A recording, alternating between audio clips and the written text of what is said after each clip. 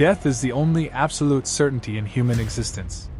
It is the final chapter of every story ever told. Yet, across the globe, the way we close that chapter looks remarkably different. In one corner of the world, a body is laid gently into the earth. In another, it is surrendered to a roaring fire. Elsewhere, it is lifted to the highest mountain peaks to be consumed by the wind and the wings of scavengers. Why? Is it merely a matter of faith? Is it a choice made by prophets and priests thousands of years ago?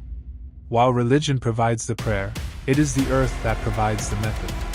From the shifting dunes of the Arabian desert to the frozen permafrost of the Himalayas, our final rituals are a profound reflection of the land we inhabited.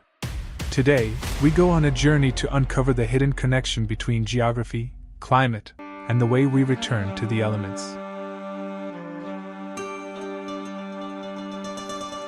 We begin our journey in the vast, sun-drenched expanses of the Middle East. This is the birthplace of Islam, a faith that commands a swift and humble return to the earth. In Islamic tradition, the body is washed, shrouded in simple white cloth, and buried directly in the ground, usually without a casket.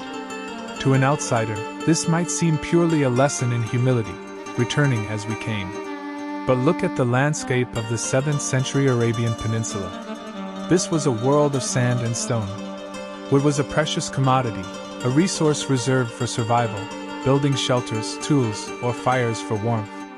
Using massive amounts of timber to burn a body or build a heavy wooden box was practically impossible for a desert-dwelling society. However, what the desert lacked in wood, it offered in ease of access. Sand is easy to excavate. Even with primitive tools, a grave could be prepared quickly before the intense heat accelerated decomposition. The dry, alkaline nature of the desert soil also acted as a natural preservative and desiccant. Thus, the direct earth burial became the most logical, sanitary, and sustainable method for the environment.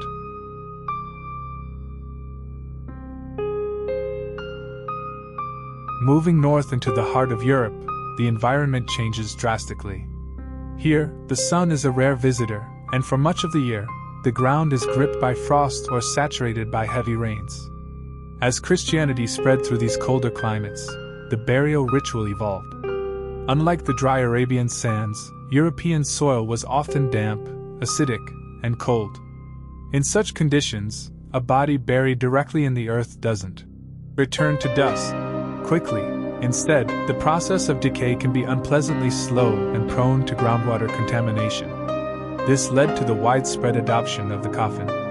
While we now view the casket as a symbol of respect or status, its origins were deeply practical. A wooden box created a microenvironment, a thermal buffer. It protected the body from the immediate chill of the damp earth, allowing internal biological processes to proceed more effectively. Furthermore, in heavily forested Europe, wood was abundant.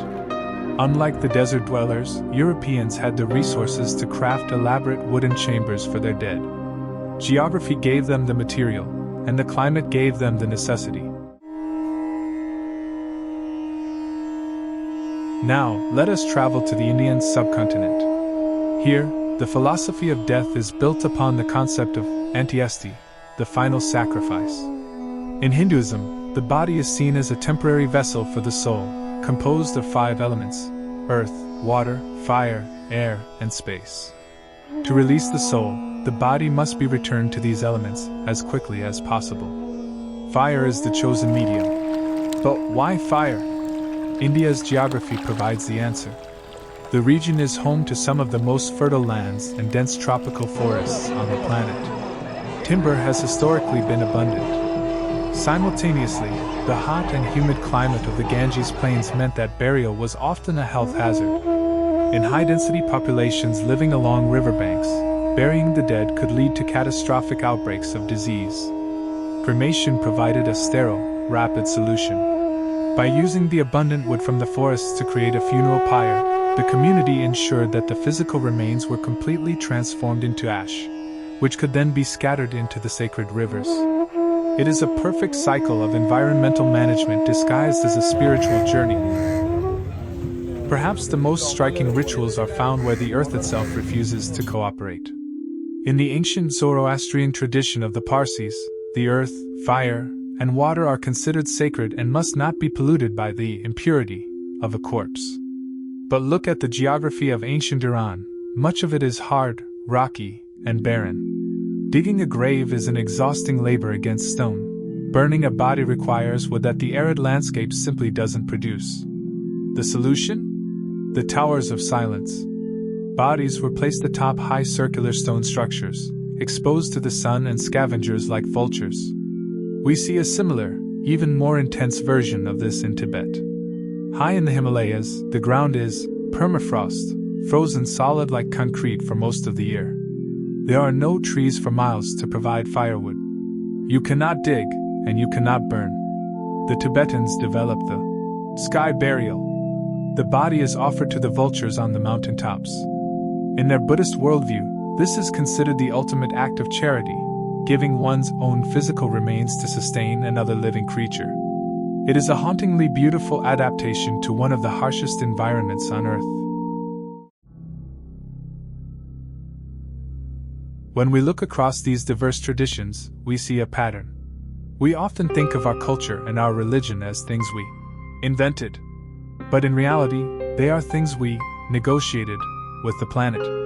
The desert gave us the grave. The forest gave us the pyre. The frozen mountain gave us the sky.